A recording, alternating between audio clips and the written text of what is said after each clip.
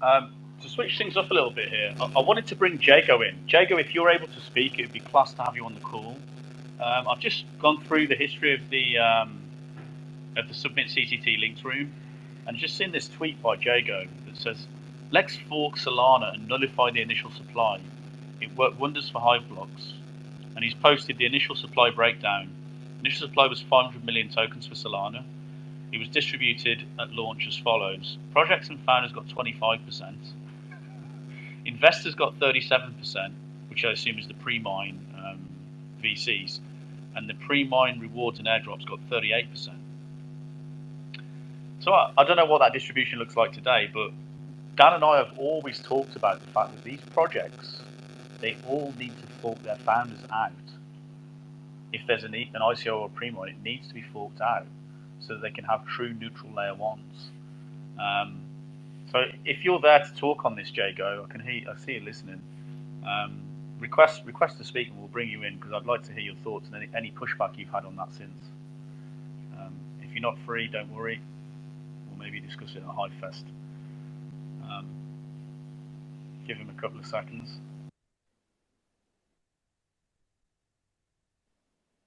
Yeah, that seems like the logical play to just fork out the centralized attack vector. Oh, the other thing as well is that Jagoe's he's become quite a force in Solana as far as I'm aware. So he's a success. There he is. Hey, how's it going, guys? How's it going, man? It's good. Hey. So, what was your feedback on this? If you had any, I'm basically one of the very, very few that see that as a viable route. Most of the people, it's almost as if they have Stockholm syndrome. A lot of the devs, they're kind of they're in with, Solana Foundation, Solana Labs, Solana Ventures. And it's really just kind of just how the whole chain was built. It was built a lot differently from Hive. Hive was like a very big, community ground up kind of thing.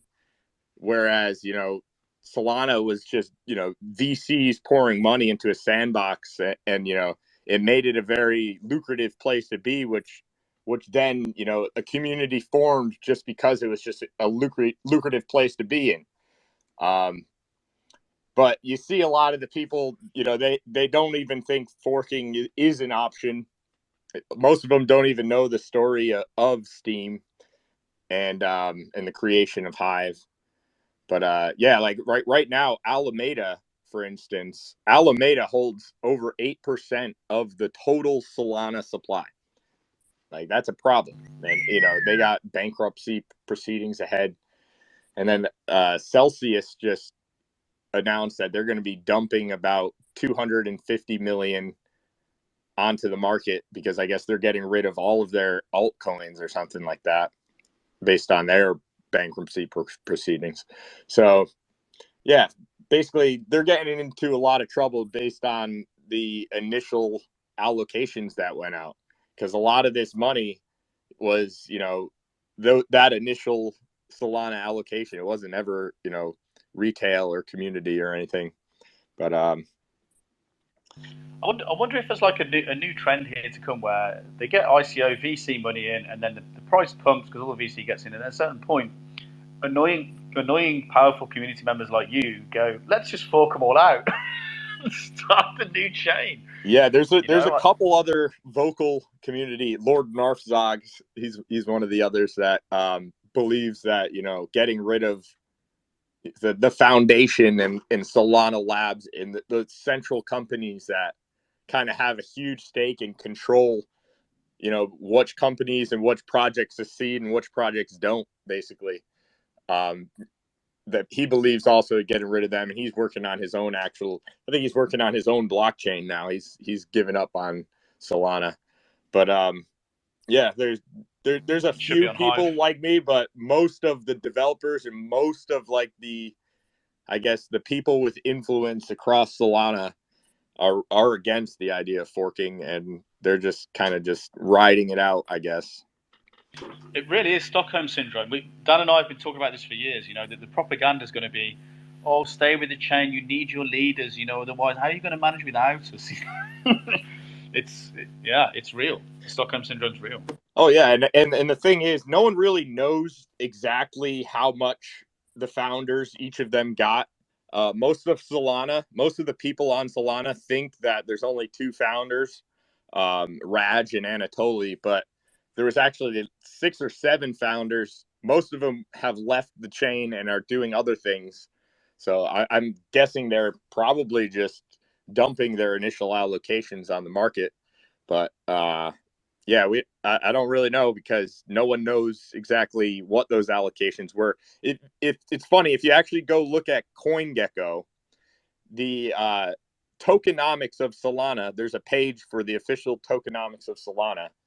It's all none of it jives. So there's a diagram that shows the breakdown of tokens, and then there's a written write-up of that, and they're completely different numbers. So no one knows who's getting what, and it's really different than what's on the Solana.com website that I posted in that tweet that you were referring to earlier. So no one knows really. All we know is that majority of the supply went to insiders at a lot cheaper prices than what a lot of retails were buying at, and they're just getting dumped on right now. Well, this is exactly what I was saying earlier in the call. I'm not sure if you were listening at that time, but it's where the early VC capital gets in at a ridiculously easy price, and then they're using unsuspecting retail community members buying in later as exit liquidity. Well, this gives the government the moral authority to regulate these chains. It's why the SEC exists, Whereas if everyone was supposed to mine from zero, it would be a more aligned community with no VC at the start. There wouldn't be a moral authority for the government to regulate. It's completely artificial growth, and if you look back, like a lot of even the community talk around on Twitter there was a lot of sock puppet accounts created by people probably working at Solana Labs that were just, fake influencers influencing people into Solana ecosystem. And that's kind of like what grew an actual community. What the growth, a lot of the growth came artificially, in my opinion. And now a lot of the retail, people who spent $50 to $250 per Solana are, getting wrecked right now. Yeah. So do you think that you would be able to achieve this if there was a fork done to remove a good chunk of the pre-mine and the founders and the VC capital? No, I mean, I think it would just be I think it would just be an unsuccessful fork because it just wouldn't have that. You really what Hive had was it's almost a 51% attack when it comes to that, where you have over 51% of the community going to this new chain. You need that in order for it to happen, and it wouldn't happen on a Solana fork. You'd still have 90% of the people in Solana on that Solana chain. No one would even bat an eye to this Solana fork. And so that's really what the success story of Hive comes down to. Is it had 90, probably maybe even more than that, 90% of the builders and the people active on Steam willing to jump ship to this fork and make Hive a thing. And I don't think that's the case on Solana. So I don't even think it's worth trying, to be honest. Do you think if it was possible, do you think the community would be capable to run the infrastructure to keep a new chain up? Depending on who from the community jump ship, yes. But it would have to be people that probably worked at Solana Labs and people that worked at Alameda, because a lot of the infrastructure actually on Solana was built by FTX and Alameda employees that were building Solana infrastructure. FTX, for some reason, was in bed with Solana. They decided it was their home-based chain, and they were building tons of infrastructure in-house. And some of those developers are now still building on Solana and creating NFT projects. And right now, one of the most successful NFT projects right now is by 2 former FTX insiders that were actually very close to like the core FTX team, which is very interesting. But yeah, I mean, without saying too much, I personally, my tingles go off when I think of what's going on behind the scenes, with FTX and Solana. So yeah, I'm just there to I'm a capitalist when it comes down to it. So that's what brought me to Solana. Like I said, it was a very lucrative sandbox, and there's a lot of money to be made, and that's what really built the community.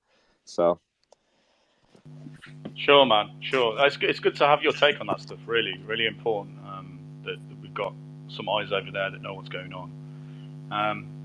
Are we going to see you down at HiveFest? Oh yeah, I'll be there. Hopefully stay out for an extra week or so we could get the full Mexican experience. But I can't wait to see you guys. It's always the best time of year. Always the best time of year. And I'm hoping there'll be some after parties. Oh yeah. I'm hoping that North America brings a lot of fresh faces too. Yeah, that was the point of doing it. It should just be a trip down to San Diego and a hop across the border. I think I'm going straight to Tijuana. No, you're going straight in. Good yeah, luck. I'd rather not deal with just like the border checkpoint. Just go straight in and do the TSA bullshit. When you land in San Diego, if you're coming in, unless you go by bus, it's like driving in to a Walmart parking lot. They don't stop you. Oh, it's coming out. That's the coming out will be that's not easy. No, it wasn't too hard coming out. I've been across the US border from that side of the border many times. It's not. That's so good to know. That's good to know. Maybe I'll do a one way in that way, and then just fly out from Tijuana or something. That's good to know.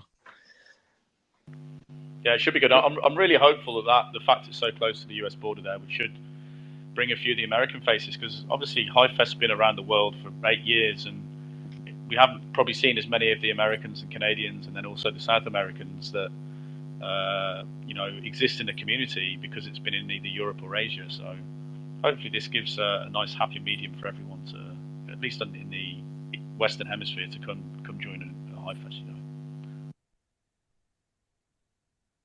Yeah, it's gonna be fun. Should see a lot of fresh faces. And any troubles getting across, you can just let me know, and I can make sure you get across safely, Jacob. I'm ready for tequila and tacos. Let's go. Let's go. Vamos. I'll just briefly comment on the fork you were talking about. The only interesting way I would say to do it, I actually got this idea from Pulse Chain. Not endorsing that in any way, by the way. Richard Hart basically forked the entire Ethereum blockchain and included the state, meaning every coin on the ecosystem was also airdropped. The critical mistake he made, of course, was like the 90%, 80% pre-mine or whatever the hell he did, and layer 1 smart contracts. But the idea of that is a vampire attack, which I actually like, because you could put that state on the Hive, and then you can airdrop the tokens to the community minus the centralized attack vector, and then you would fork it at state. So it'd be basically almost like Hive was with Steam, where you just kind of log in and you have all of your, you have all your blog, all of your content, all of your follower list. It wasn't starting from scratch. And then you can see if the assets on that chain, the NFTs or whatnot, and that might get enough degen speculation where they're like, free stuff. So I could see that maybe picking up trend in the future where people vampire attack certain. But the vast easy way to do it is just put the state on Hive, and then the smart contract nodes only have to worry about the computation. So it's not that big of a deal to run those type of nodes. And then ideally it would be as simple as just connect your Solana wallet, choose your account name, automatically create a Hive username, claim your tokens. Yeah, something like that. People love free stuff, and it's getting to be anti-VC out there. So maybe there's some ideas out there to fork state blockchains and airdrop everything on that chain minus the pre-mine. You could drop on the Hive, of course, and then it'll take some resource credits, but it might be an interesting experiment to start with. maybe we start with Solana. Who knows?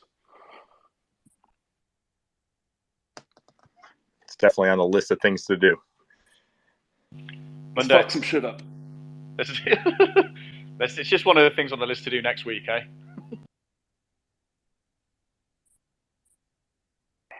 Yep. All right. Cheers, Jago. Good to hear from you, man.